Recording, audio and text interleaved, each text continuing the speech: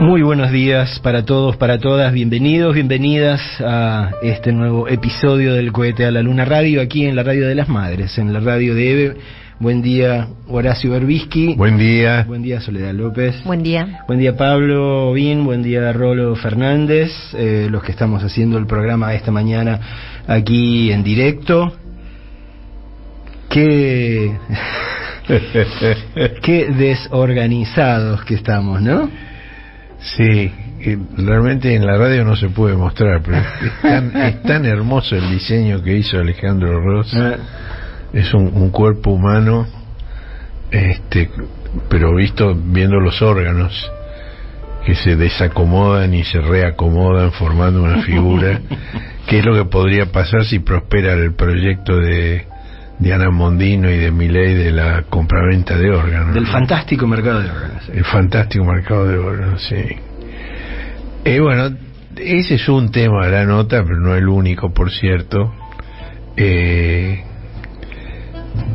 Intento una reflexión sobre el proceso electoral que estamos viviendo. Dentro de 2 semanas es la decisiva elección presidencial y dentro de 1 semana es el debate entre los 2 candidatos que van a competir el domingo 12. Y entonces, mirando un poco para atrás, ¿no?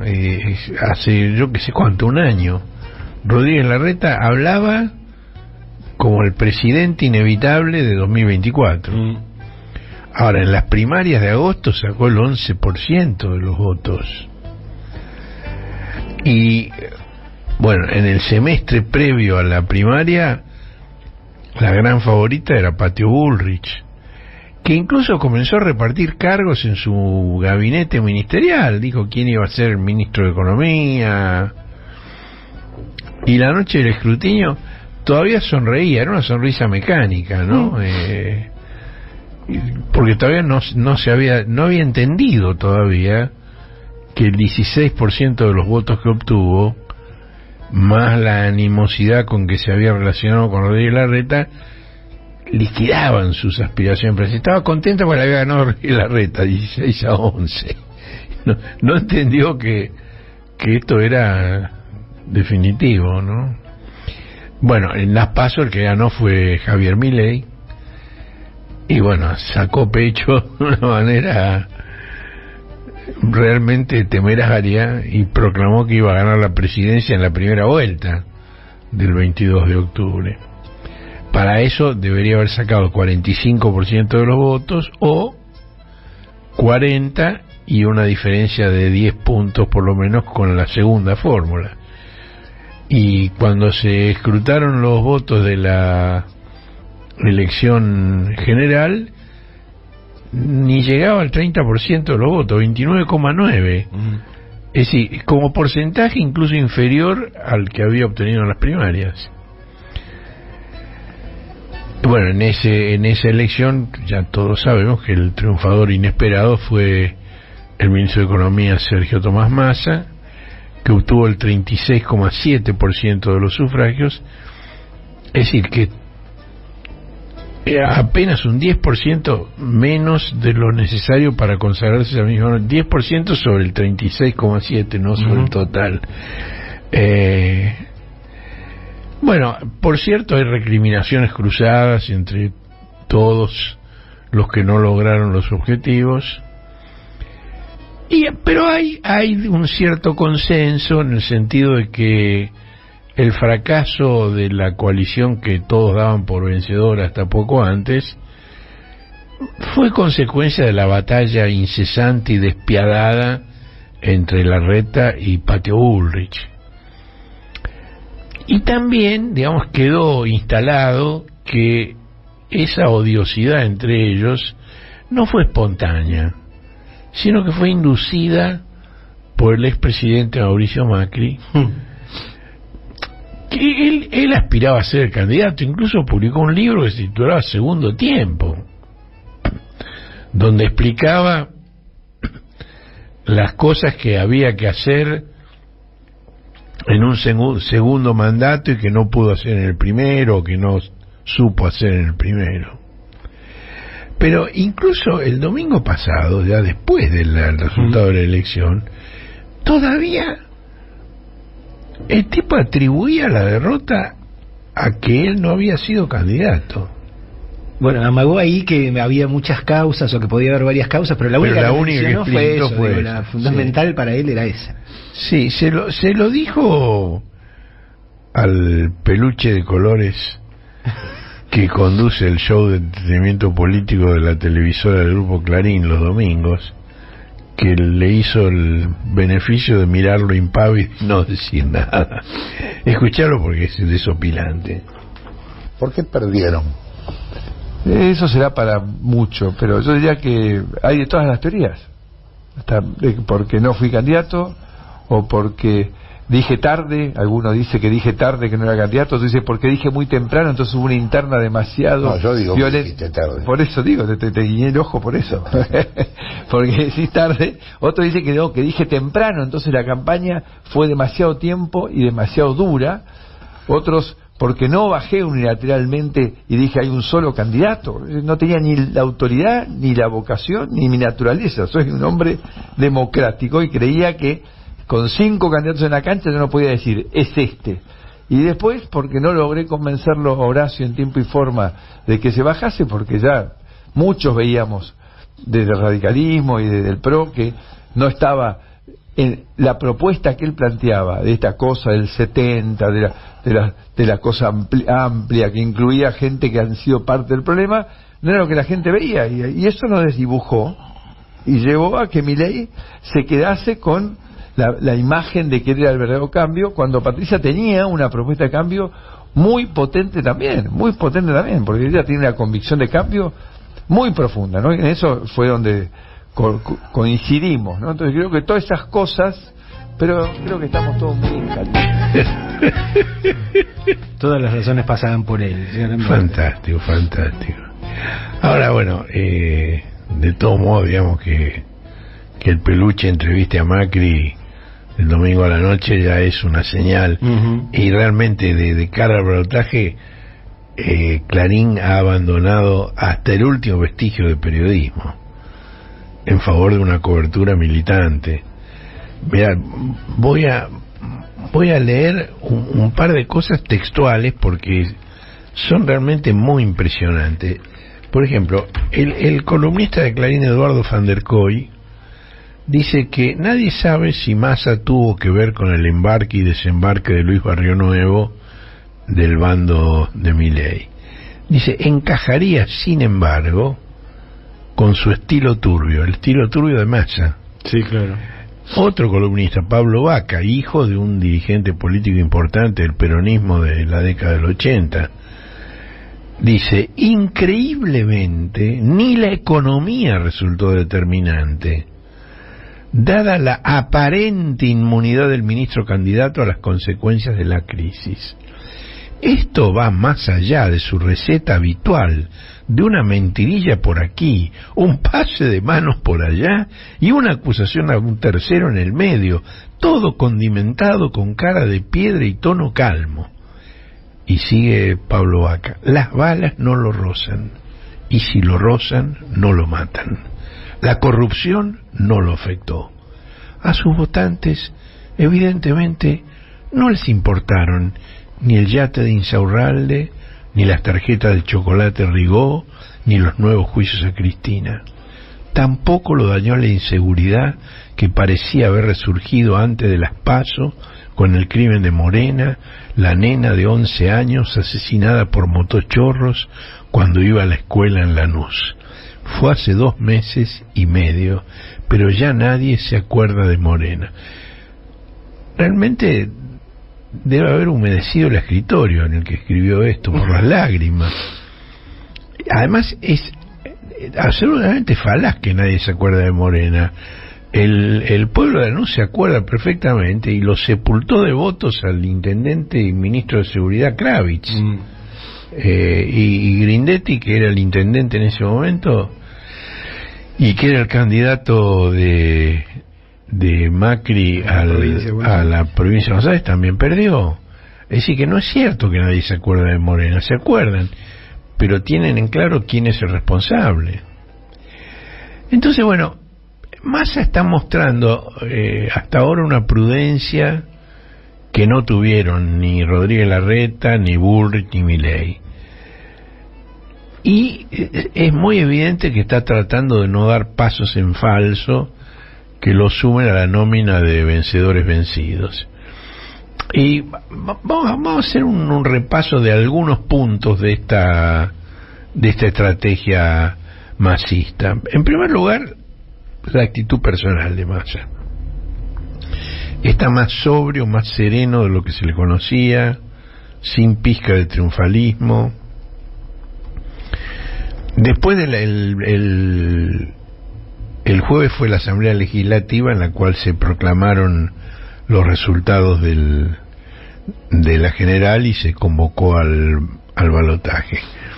Después de esa Asamblea Legislativa, en la cual estuvo con pose imperial en un palco balcón solo, y justo debajo de él estaba Milei, apoyado contra la pared. Sí, realmente hubo muchos chistes de si lo iba a mear o no lo iba a mear desde arriba. Después de la asamblea, él se reunió con los bloques de diputados y senadores de Unión por la Patria y les dijo que la información que él tenía indicaba que la pugna estaba muy pareja e instó a redoblar esfuerzos, y se lo escuchaba preocupado y muy serio. Otro elemento que también me parece llamativo es su decisión de aventurarse en territorios hostiles. Esto no es nuevo de él, pero en este momento es muy significativo, como por ejemplo las señales de noticias por cable de La Nación y de Clarín, cosa que el kirchnerismo eludió sistemáticamente durante años. Y por ejemplo el doctor Fernández sí iba a esos programas cuando era presidente, pero solo para que lo usaran de punching ball, como hacía Milei con la foto del presidente Raúl Alfonsín. Realmente el paseo que Massa le dio a María Laura Santillán en el grupo Clarín fue realmente de antología. Otra cosa es, bueno, las medidas de gobierno que satisfacen necesidades urgentes, mientras al mismo tiempo, esta es la combinación llamativa, insiste en alcanzar para el año próximo un presupuesto sin déficit. En este momento el déficit son varios puntos, ¿no? Y él insiste en tener el año que viene con déficit cero.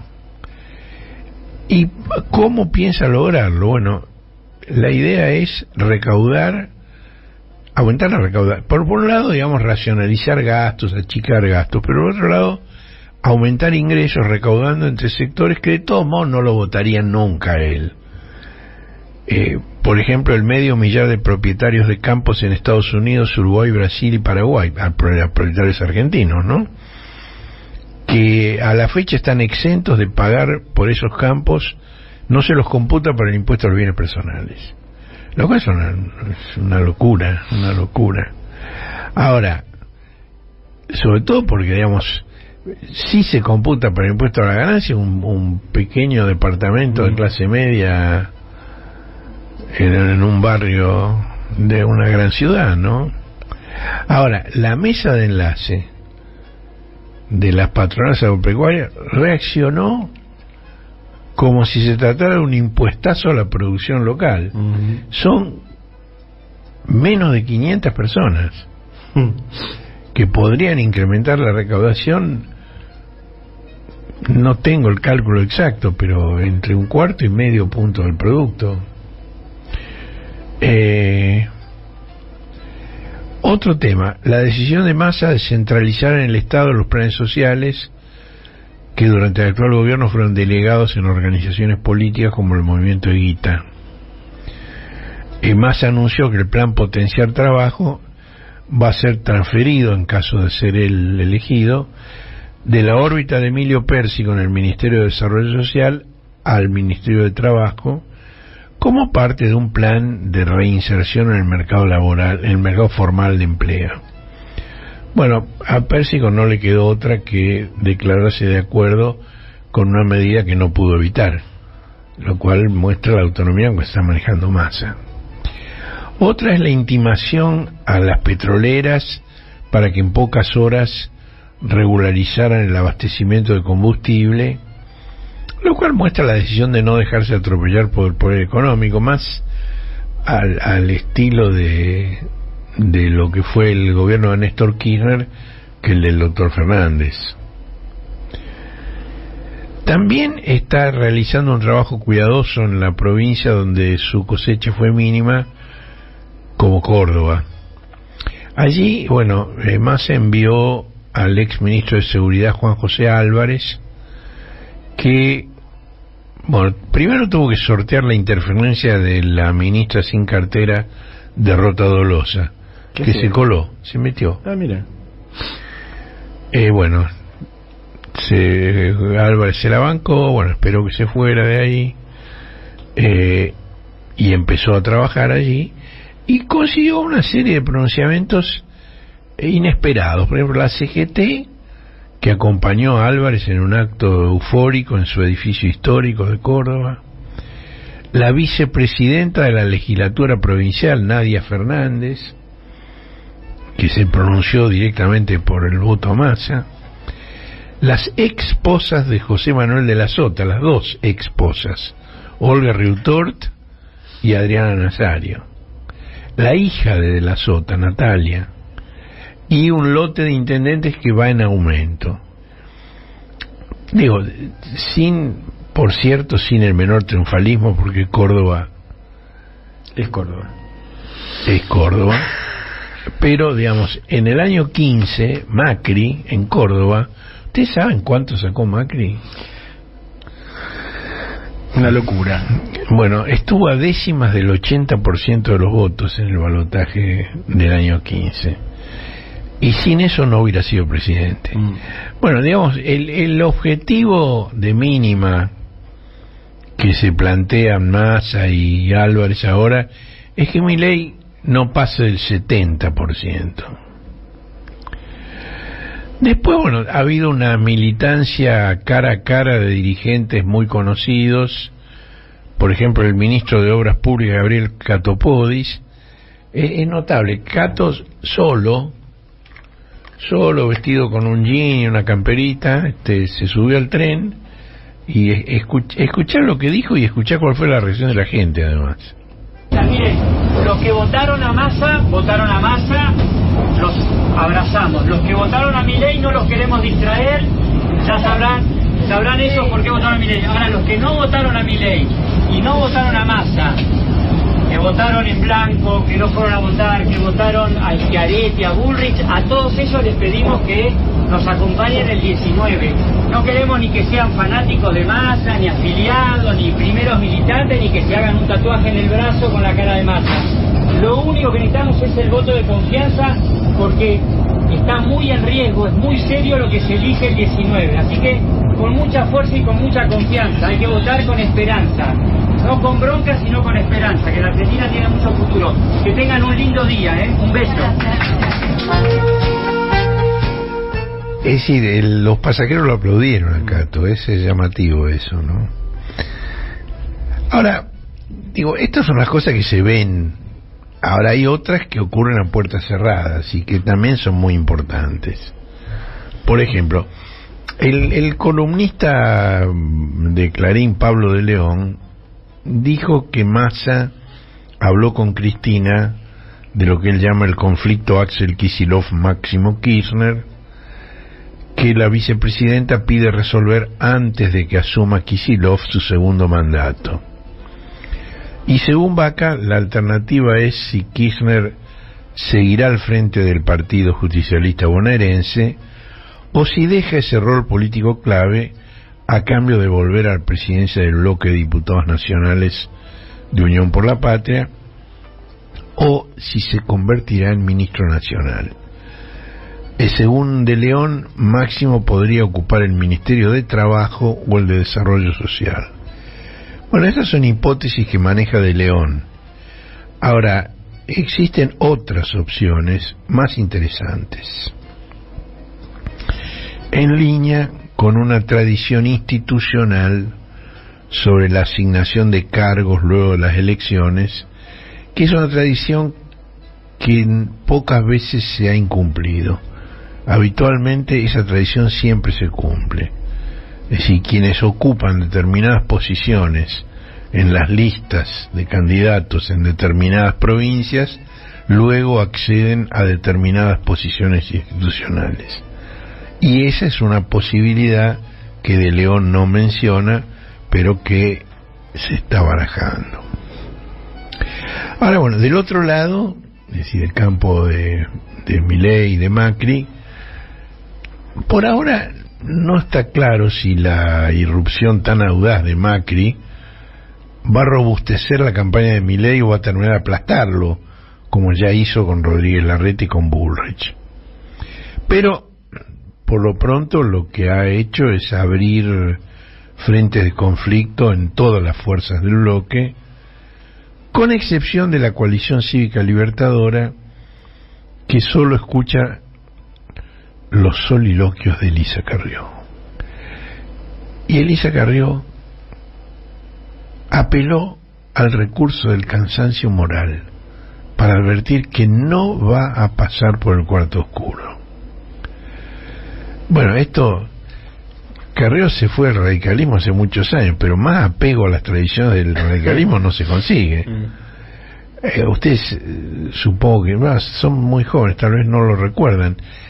En 1949, cuando se reformó la Constitución, el bloque radical se retiró ofendido de la convención reformadora y dejó al peronismo que hiciera la excelente Constitución del 49. La actitud del radicalismo en ese sentido es que otros se hagan cargo, nosotros no nos vamos a contaminar. Ahora, digo, el entendimiento entre los libertarios y el PRO expresa afinidades profundas que van más allá de las personas, digamos, de Macri, de Milei, de Bullrich. Ahora, el modo en que Macri copó la escena, en forma realmente avasallante, citando a Milei en su casa, justifica la observación que hizo Sergio Berni de que no está claro cuál de los dos es el candidato. Y eso ha creado malestar, tanto en Juntos por el Cambio como en La Libertad Avanza. Fue muy significativo una entrevista que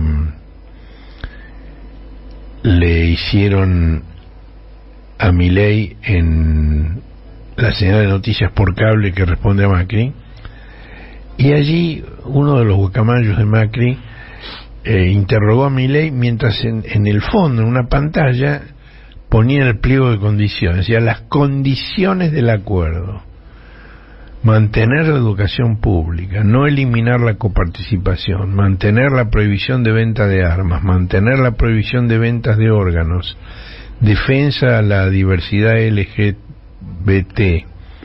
¿Es BT o es TB? BT.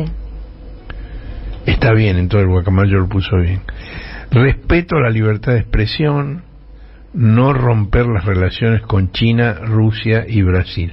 Y es muy gracioso porque vos ves la pantalla de fondo con este pliego de condiciones y abajo un graph que dice: ni Macri ni Bullrich me condicionaron a nada.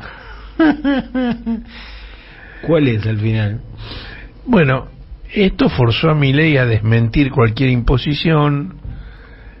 Dijo una cosa divertida, dijo que las coincidencias entre ambas fuerzas cubrían el 90% de los temas, y como única diferencia marcó su propuesta de dolarización. Ahora, supongamos que es cierto que esa es la única diferencia que hay entre ellos. Ahora, decir que la dolarización es el 10% equivale a decir que Buenos Aires y Córdoba son el 10% de las provincias argentinas, cuando sumados los dos padrones se acercan a la mitad.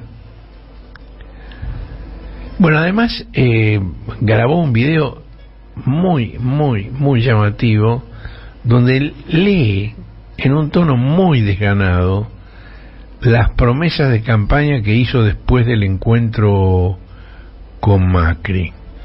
Escucharlo porque es realmente, escuchar el tono en el que habla. Javi, ¿qué pensás de la campaña del miedo de Massa?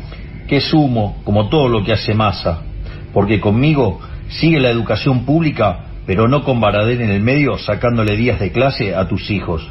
Sigue la salud pública, pero sin vacunación VIP y muchas horas de espera. Siguen los planes hasta que se transformen en puestos de trabajo sin Grabois robando en el medio.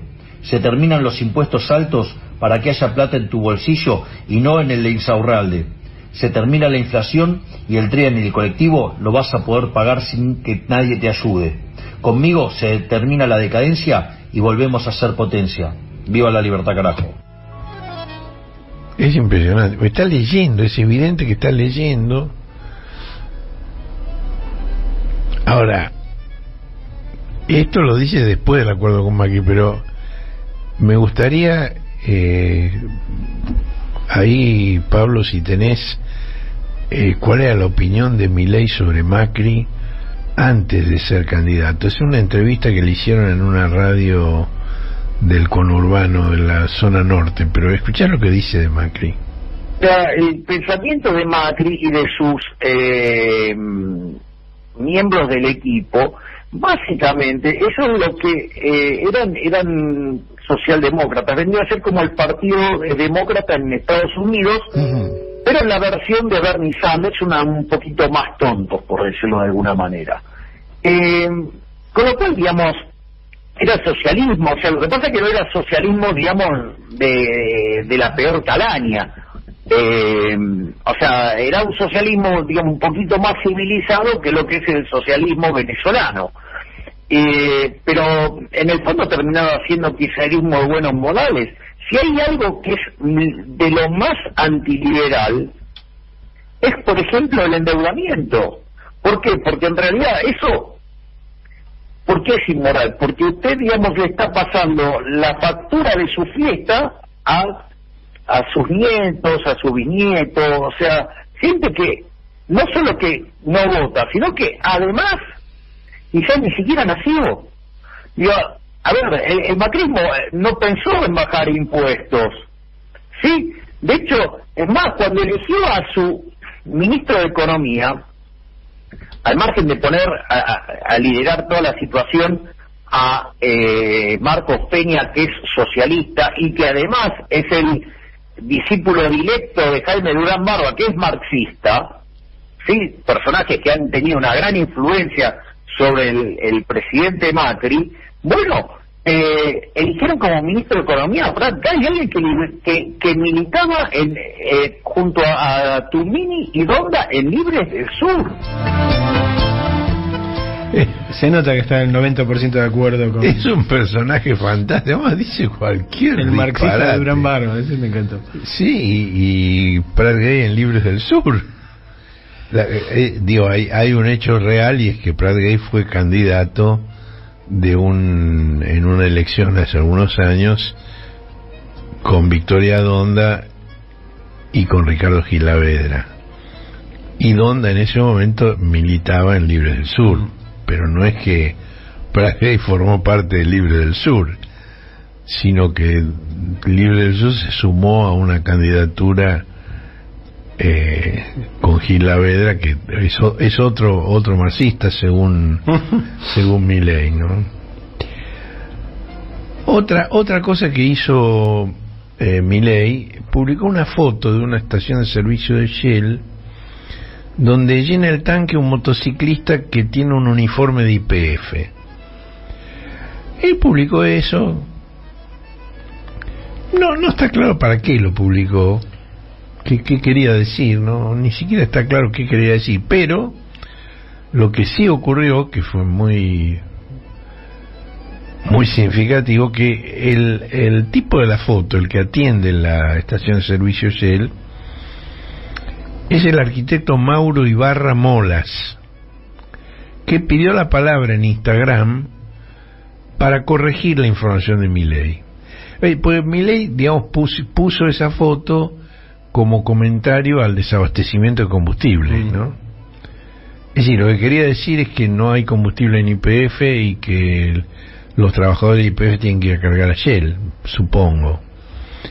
Pero Mauro Ibarra Moles dijo que la foto era de 2016 o 2017, que fue los años en que él trabajó allí, antes de recibirse de arquitecto en una universidad pública. Dijo, solo hay libertad cuando hay igualdad de oportunidades. ¡Viva la democracia!, dijo el playero de la foto. Es decir, a Milei le salen todos los tiros por la culata. Es impresionante que de todos modos siga siendo competitivo, ¿no? Es increíble. Porque no...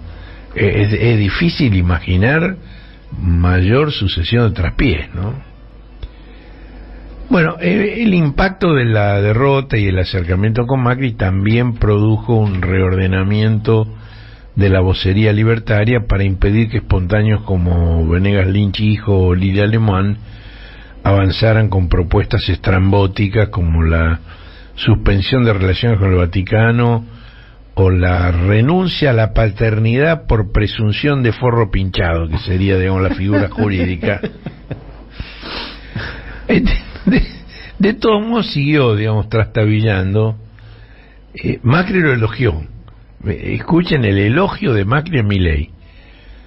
Con Milei tenemos todas las incertidumbres porque no lo conocemos, nunca gobernó. Con amigos así, ¿quién necesita enemigos, no? Uno dijo también que era como tirarse de un auto a 100 kilómetros por hora. Digo, claro, estás en un auto a 100 kilómetros por hora y te vas a estrellar contra un paredón. Decidís tirarte. Bueno, sí, te podés matar, pero por lo menos no te estrellas contra el paredón. Fantástico, fantástico. Bueno, Bullrich expresó su deseo de que la economía explote antes del 19 de noviembre, que es el día del balotaje, ¿no?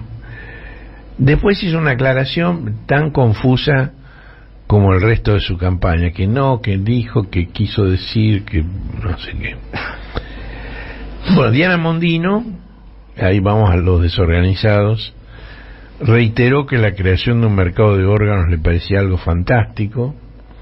Es decir, el que lo había dicho inicialmente había sido Milei, y ella, digamos, en esta época de vocería centralizada, lo reitera. Tenemos en esta edición una nota excelente de Juan Carlos Tealdi, que es un médico, filósofo y especialista en bioética. Es una persona de una cultura muy vasta y muy serio en toda su actividad. Él desmenuza que el economista de Harvard, Alvin Roth, formuló esa propuesta del mercado de órganos en el 2007. Roth recibió el premio Nobel de Economía, alegando que se trataba de mercados potenciales que debían ser librados a los cálculos de utilidad. Bueno, según Tealdi, esa concepción regresiva pretende reemplazar la ética del sistema internacional de derechos humanos por la ética del dominio normativo global de la megacorporación, industria, academia, administración de los países ricos, con una negación de los valores éticos universales, proponiendo guiarse por el criterio pragmático de utilidad. Y cuenta Tealdi que en 2018 la Unión Europea rechazó esa propuesta de manera categórica y la calificó de tráfico de órganos ante una presentación de la Organización Nacional de Trasplante de España. Bueno, Mondino también propuso que los vecinos pagaran la construcción de cloacas sin intervención del Estado. Bueno, por si no lo registraron, Mondino es la principal accionista de un banco en Córdoba y está naturalmente en condiciones de pagar su propia cloaca. Sí, ya sabemos con esta propuesta quién tendría cloacas y quién no. Por si no fuera suficiente con esto, en una entrevista le hicieron una pregunta sobre el matrimonio igualitario. Su respuesta fue tremenda. Dijo, si vos preferís no bañarte y estar lleno de piojos y esa es tu elección, listo. Después no te quejes si a alguien no le gusta que tengas piojos. Un razonamiento digno de Patricia. Si no entendés, no, es más sofisticado. ¿Vos decís? No, es más sofisticado. Patricia no le da para tanto. No, porque hay una conceptualización, hay un principio de pensamiento abstracto. Digamos, tenés una entidad que es la homosexualidad y el matrimonio entre personas del mismo sexo, y tenés otra que es no bañarse y tener piojos, y estableces una... No, Patricia no le da. Bueno, me parece, yo que sé, de golpe estoy equivocado y tenés razón. Bueno, Mondino no fue la única que se ocupó de las cloacas. Milei también hizo un post escatológico en el que exaltó la dignidad de sus votantes en una comparación asquerosa. Puso una imagen de la película La Matriz, donde está uno de los protagonistas que tiene las manos Morfeo adelante y tiene dos pastillas, una violeta en una mano y otra celeste en el otro, que son los colores de Milei y de Massa. Y la leyenda es, sobre la pastilla violeta de Milei dice tener dignidad, y sobre la pastilla celeste de Massa dice cagar en un balde. Es de un hombre de una finura notable. Bueno, otra fue que el asesor económico de Milei y ex viceministro de Economía de Menem, Carlos Rodríguez, tuiteó que la gente que me consulta piensa que Javier no tiene equipo de economía y que se lo va a poner Macri más adelante. Sería muy malo llegar al balotaje con esa imagen. Sí, otro tiro en el pie, ¿no? Y además reveló que le habían prohibido aparecer en los medios, solo en redes sociales. Bueno, ahí Milei reforzó su propuesta de demolición del Banco Central, sin palabras, con una foto, rodeado por el equipo de economistas encargados de dinamitar el Banco Central. Después otra desopilante, realmente. Yo la verdad que no sé si es para reírse o es para llorar, ¿no? Estoy en duda. Por momentos tengo una tendencia y por momentos tengo la otra. El candidato de Milei al Senado de la provincia de Buenos Aires, Juan Napoli, que no fue electo, salió tercero y no... fue denunciado por amenazas y violencia de género por su amante, la abogada Laura Luján Vázquez. Napoli también es banquero, como Mondino, preside el Banco de Valores y es vocal de ADEVA, que es la Asociación de Bancos Argentinos. El tipo contestó que Vázquez era una prostituta que trataba de extorsionarlo. Entonces, ante esa respuesta, la mujer mostró fotos abrazada con Napoli y contó que él la había llevado a sus giras internacionales y que la había presentado como su novia, y dijo que Napoli comenzó a amenazarla cuando la esposa, Madame Napoli, descubrió la relación. También dijo que Napoli se jactaba de haber filtrado los audios de Carlos Melconian, en el que fallido ministro de Economía de Bullrich, ¿se acuerdan que acosaba sexualmente a empleadas del Banco Nación, que querían, digamos, un empleo, un pase a planta, y él entonces se las llevaba a la cama, ¿no? Y decía cosas muy groseras también, porque es una coincidencia entre ellos, ¿no? Ahora, hablando de coincidencia, yo no sé si fue por coincidencia o no que después de esta revelación de Napoli sobre los audios de Melconian, la Fundación Mediterránea canceló su contrato con Melconian, dio por terminada la relación con Melconian, que había sido presentado como el gran economista, el gran gurú. Sí, bueno, lo sacaron por la puerta de atrás. Ahora, Napoli es un personaje realmente digno de Milei. Mondino tiene otro estilo, o por lo menos en la forma, en el fondo sí, pero Napoli no solo en la forma, en el fondo, no solo en el fondo, también en la forma es un digno émulo de Milei. Vamos a escuchar unos minutos de una entrevista que le hizo el periodista de Chimento Jorge Real. ¿Quién es? ¿La conoces a Laura, obviamente? ¿Qué tenés para decir? Sí, la conozco. Primero que obviamente ella se recibió en abogada, pero ella es consciente en la Constitución. Esto no es una descalificación, como dice el señor de la Punta. Yo le pagué para que venga conmigo a Cerdeña y le pagué muchas veces y después ya no. Eso primero y principal para aclarar. Ella ejerce la Constitución. Le pagó para hacer leña. Para ir a Cerdeña, para ir a más.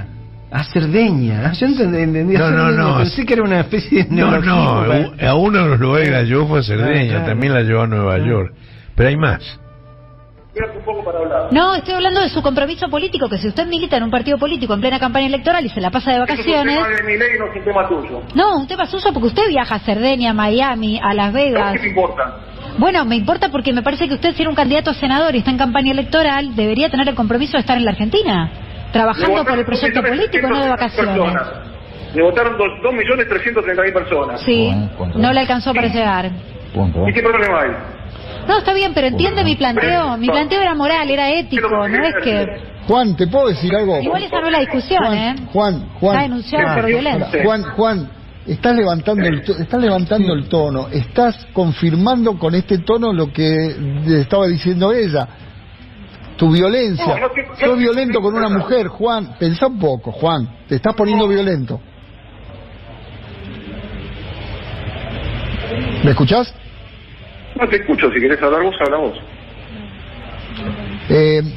Sí, obviamente es un diálogo. Te estoy solamente marcando algo que te está pasando. Te estoy diciendo, te estás poniendo violento y con eso estás confirmando lo que ella habla de la violencia. Entonces, baja un cambio. El rejunte de personas desagradables que hay de ese lado es una cosa, por eso, como decís vos, digo, uno por un lado es para caerse de risa, pero por otro lado es trágico, ¿no? Digo, que estemos ante la posibilidad de quedar en manos de gente como esta, ¿no? Yo no quiero abusar reproduciendo todo, pero esta entrevista siguió más largo y siguió diciendo barbaridades, y Real, que es muy pícaro, lo gastó en forma muy sutil con preguntas, porque el escándalo se armó porque en la noche de las primarias, donde estaban festejando con Milei el resultado, Napoli estaba con la esposa, pero hizo entrar al amante y la esposa se dio cuenta y ahí empezó el tema.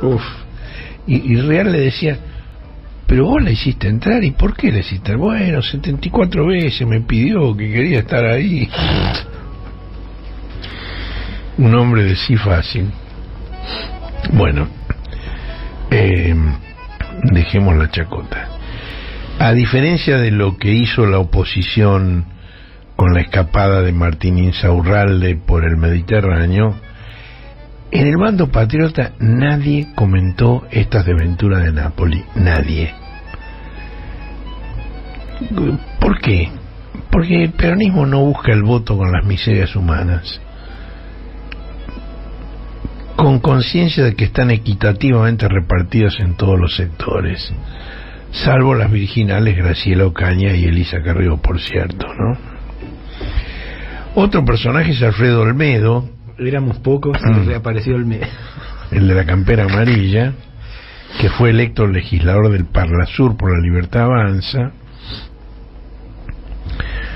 Declaró que para aprender las tablas de multiplicar no hay como los punterazos en los dedos de los alumnos. Olmedo es un personaje que siembra soja en las banquinas de la ruta de Salta. Tuvo una pelea a golpes con su con su esposa, que le destrozó parte del auto a martillazos cuando lo agarró entrando a un hotel de alojamiento con una señorita o señora, no sé, el estado civil. Y fue el único de los 329 diputados y senadores que votó en contra de la ley que excluyó del 2x1 a los autores de crímenes de lesa humanidad. Bueno, ha habido otros pronunciamientos a favor de Milei por los condenados por crímenes cometidos en la ESMA, Jorge Tigre Acosta y Mario Churrasco Sandoval, y por el prefecto naval Leandro Roata, que estuvo implicado en las causas por la desaparición de Santiago Maldonado y el asesinato de Rafael Nahuel. Después vieron que la AFIP ordenó una serie de allanamientos como parte de una investigación por lavado de dinero centrada en Ivo Rosnica, que es el nieto de un homónimo de un criminal de guerra croata. Entonces hubo una serie de allanamientos, entre ellos la mesa de dinero de CMF Asset Management a cargo de Gustavo Cañonero, que fue el segundo de Luis Caputo en el Banco Central del gobierno de Macri. Ese es un banco corporativo cuyo titular es José Alberto Venegas Lynch, que también es directivo de la Asociación de Bancos ADEVA, y que es primo hermano del prócer liberal de Milei, Alberto Venegas Lynch, hijo. Ahora, este José Alberto Venegas Lynch tiene una personalidad propia. Es una de las primeras personas en la nómina de quienes compraron dólares al tipo de cambio oficial para formar activos en el exterior ante la presidencia de Macri, con la bonita suma de 14 millones de dólares. Bueno, el banco este tiene un logotipo muy significativo, y en las redes hay una persona que hizo una cosa muy llamativa, es decir, puso detrás del logotipo del banco un cuadrado rojo, y si tomas un poquito de distancia y lo miras bien, ese cuadrado rojo es una cruz esvástica. Muy impresionante, ¿no? ¿Se acuerdan que la semana pasada hablamos de la foto esa extraordinaria del fotógrafo de la Nación, Fabián Marelli? Bueno, esa foto que sobre el momento en que Macri intenta consolar a Patio Bullrich, porque ella ni siquiera retuvo los votos que había obtenido 2 meses antes en las primarias, ¿no? En realidad cometí un error. En realidad la foto era de fotógrafo de Clarín, Federico López Claro, quien tuvo la gentileza de hacérmelo saber.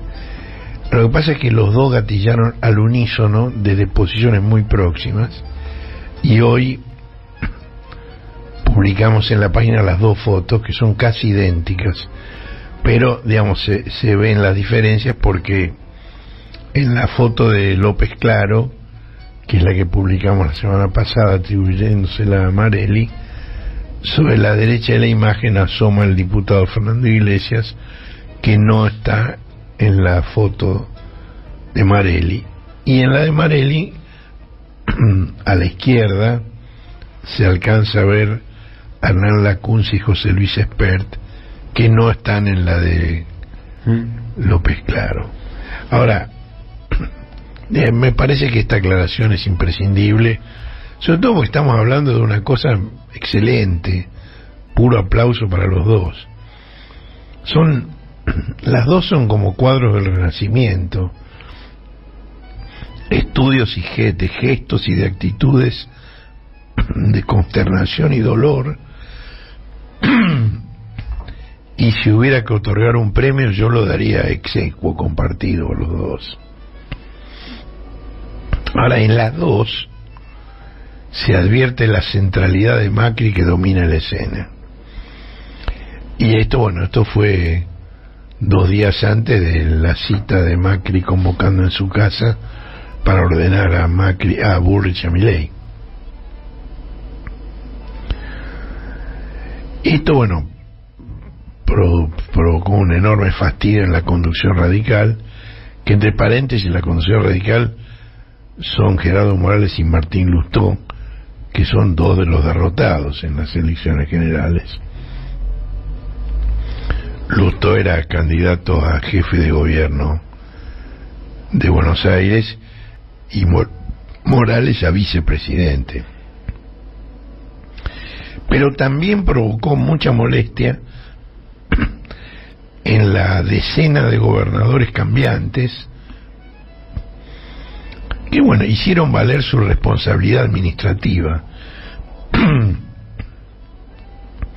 No se van a pronunciar por ningún candidato y les interesa la mejor relación con quien gane.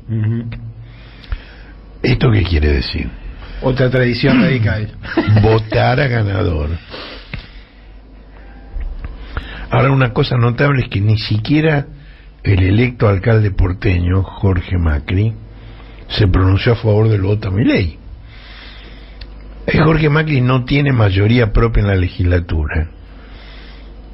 Es decir, volvió a ganar para el PRO por 5ª elección consecutiva, pero perdió la mayoría que tenía en la legislatura y va a necesitar de todas las fuerzas que Mauricio Macri desprecia. Ahora, a propósito de esto, yo recordé que la relación entre Mauricio y Jorge nunca fue simple. Hay un episodio que no es demasiado conocido, pero sí muy significativo. En el año 2009, Mauricio le pidió a Jorge que se alejara, que renunciara a sus cargos políticos, porque dijo que el secretario administrativo del bloque bonaerense había pedido dinero en nombre de Jorge. Y Jorge dijo: si lo hizo fue sin mi conocimiento, échenlo. Jorge tiene 6 años menos que Mauricio. Mauricio es el primo mayor, aparte de ser el hermano mayor de los hijos de Franco. Y creo además que el padre de Mauricio era mayor que Tonino, que era el padre de Jorge. Sí, hay una relación de alguna manera jerárquica entre ellos. Ahora, Jorge también chocó con 2 de los principales consejeros de Mauricio, Nicky Caputo y José Torello. Era un episodio escabroso. Ellos mencionaron ante periodistas que había un video sobre placeres de la vida privada de Jorge. Bueno, Jorge... Difícil creer que esta gente podría hacer eso podría hacer eso sin la venia de su superior inmediato, ¿no? Sí, que es un fanático de las filmaciones clandestinas. Bueno, Jorge los amenazó con una conferencia de prensa junto con quien era su esposa entonces, para negar la versión y además identificar a quienes la estaban propagando, porque por supuesto ni Torello ni Caputo lo dijeron de frente marcha. Lo dejaron trascender con periodistas amigos. Y hubo una reunión muy tensa entre Jorge y Mauricio. Jorge se negó a alejarse de la política y le dijo una frase muy significativa: si hay algo que yo no te debo a vos es el apellido. Ahora, en el año 21, hace apenas 2 años, la publicidad de Jorge Macri, que ya era intendente de Vicente López, giraba justamente en torno de la diferenciación con su primo, y lo hacía de esta manera: Macri gobernó bien, por eso la gente quiere que siga gobernando. Macri prioriza la salud y la educación pública. Macri, más Jorge que Macri.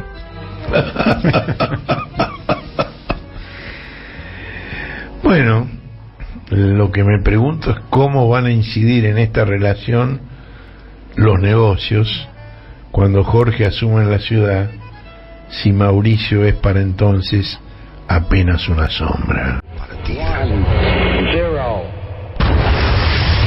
El Del cohete a la luna radio.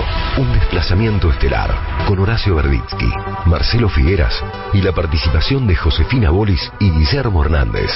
Domingos de 9 a 12 por AM 530.